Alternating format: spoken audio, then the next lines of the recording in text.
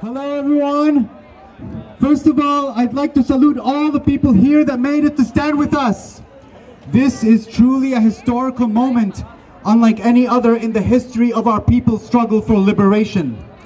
The world has risen up in solidarity with the Palestinian people, a people that has endured 73 years of ethnic cleansing and dispossession. The Nakba, our catastrophe, signifies a profound loss and an ongoing state of separation from our lands, from our family members, from our communities, and from our histories. And now the world is saying enough. Enough of settler colonialism, enough of ethnic cleansing, enough of apartheid. How long must Palestinians continue to live under the boot of Israel's military might? How many Palestinians have to die for the ruling classes to act? How loud must we shout that we exist for the world to rise up against this apartheid terrorist state?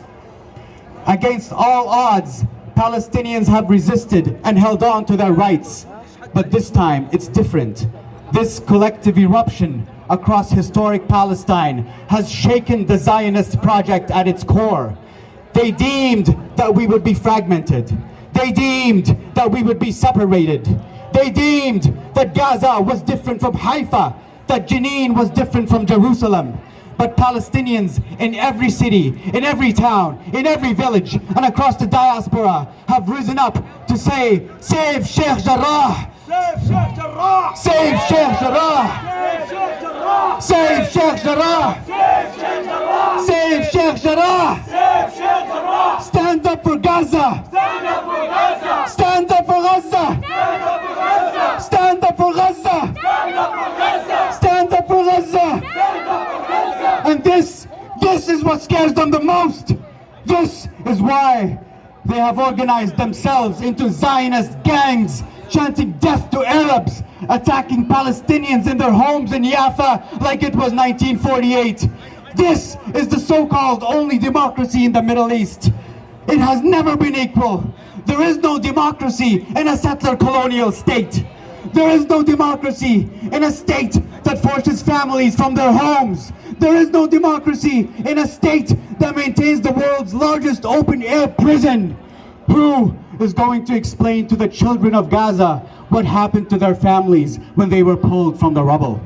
What are you going to say to our families when they ask why we've let this genocide continue with impunity?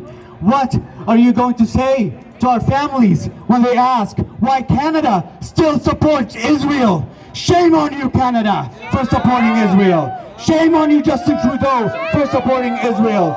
Shame on you, Ahmed al-Ghabra, for supporting Israel. Shame on you, Ahmed al-Ghabra, for signing a deal for weapons for Israel. Shame on you. We are here to say to Minister Ahmed al-Ghabra, he's the transportation minister. He signed the deal just recently, or the deal was signed already, but he inherited it and he refused to cancel it for weapons that were sold to Canada from Israel, from Elbit Systems, Israel's largest weapons manufacturer. Shame on you, Ahmad. This is inappropriate. Shame on you. You will see us in the next election. Shame on Umar al-Ghabra. Our own Canadian government still says both sides. They still tell you both sides are equal. You know, both sides need to calm down and need to stop. Both sides are at fault, are to blame for the violence. But no, there is no both sides. Apparently they didn't get the memo. The masses are now saying out loud, there are no two sides to this. There is only oppressor and oppressed, occupier and occupied, colonizer and colonized, aggressor and victim. They say we want calm. I say we want sanctions. Sanctions, sanctions, sanctions, sanctions, sanctions, sanctions. We want sanctions. What do we want? Sanctions. When do we want it? Now. What do we want? Sanctions. When do we want it? Now. So what do we want? When do we want it? What do we want? When do we want it? What do we want? When do we want it? What do we want? When do we want it? What do we want? Sanctions. When do we want it? Now. BDS, boycott, divestment, sanctions. Our people called for BDS in 2005. It's been so many years since it was called. Why hasn't the world implemented BDS? Why hasn't the world boycotted it? That Palestinians don't exist, that Palestinians deserve to die, that the children on Gaza right now don't deserve life. But no, we do deserve life. We teach life. We teach life. This is what Rafif Ziyada taught us. We teach life, sir. We teach life, Justin Trudeau. We teach life, Amar al-Ghabra. Shame on you, Israel. We teach life and we're here to stay and we're not going away.